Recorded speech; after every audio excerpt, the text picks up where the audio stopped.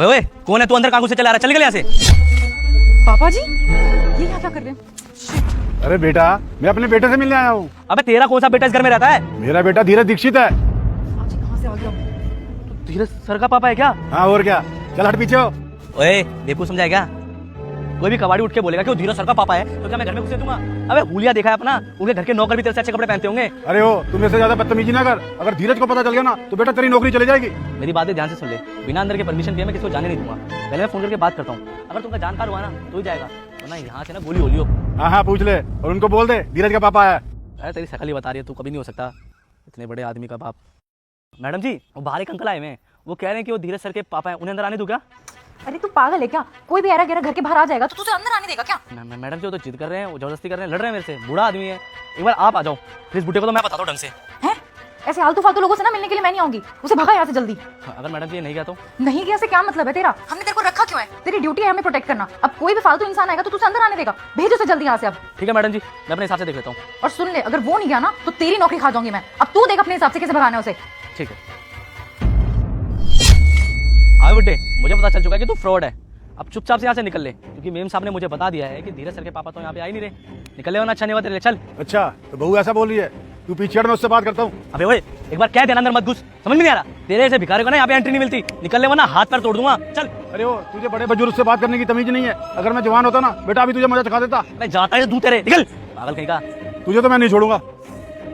अबे जा जा, भिखारी सा दिख रहा है यार, धीरज सर का पापा हूँ।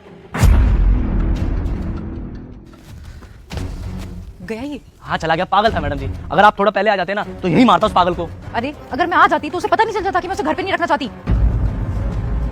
मतलब वो सच में धीरज सर के पापा है क्या? हाँ हाँ वो धीरज के पापा ही है। अरे मैडम जी ये क्या करवा दिया आपने? वो मेरे मालिक के पापा है और आपने से बदतमीजी करवा के भगा दिया उनको। अरे तो और क्या, इस बुढ़े को मैं घर पे रखती क्या?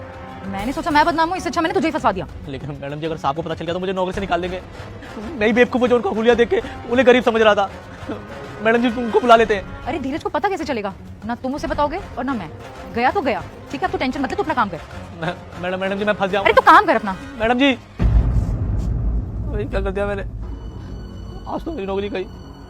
देख ले बेटा, बहू मुझे घर में नहीं रखना चाहती है। तू ही जिद कर रहा था मुझे बुलाने की। और ये जो गार्ड है ना, बड़ा ही बदतमीज इंसान है। धक्के मार के निकाला उसने मुझे। हाँ पापा, आप बिल्कुल सही कह रहे हो। गार्ड ने आपको धक्का मारा, मुझे बिल्कुल अच्छा नहीं लगा। लेकिन दुख इस बात का है कि ये सब कुछ ना मेरी बीवी करवा रही है।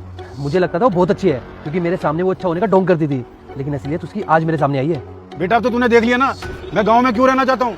इस घर में उसने मेरा जीना मुश्किल कर दिया था। अब तो नहीं बोलेगा मुझे अपने साथ रहने के लिए। मैं अपने गाँव वापस जा रहा हूँ। क्यों पापा, अब तो आप मेरे साथ ही रहोगे।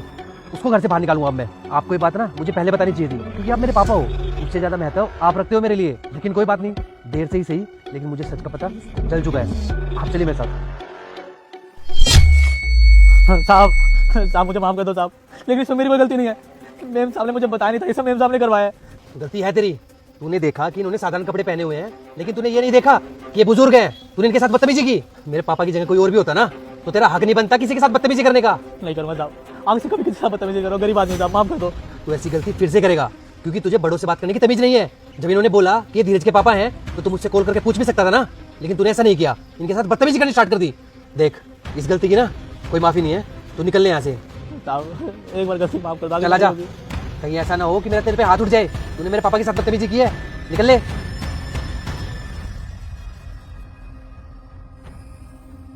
चलो पापा।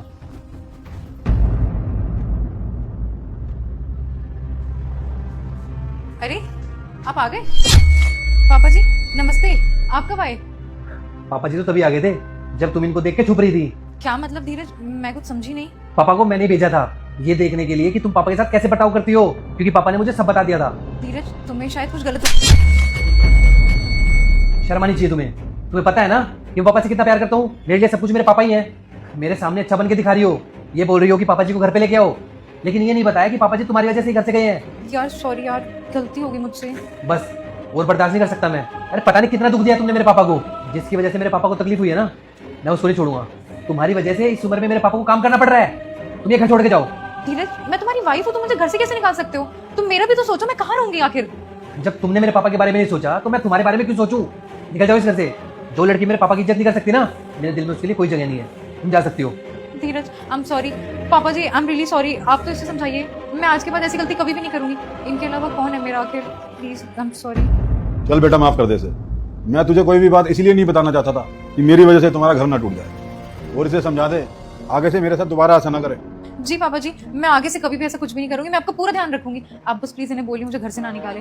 सिर्फ पापा की वजह से छोड़ रहा हूँ। अगर आज के बाद पापा को थोड़ी सी भी तकलीफ हुई ना, तुम्हें कोई नहीं बचा सकता मुझसे। मैं तुम्हें डाइवोर्स दे दूंगा, याद रखना ये बात। नहीं नहीं, ऐसा कभी भी नहीं होगा आगे से। आइए पापा, मैं प्लीज।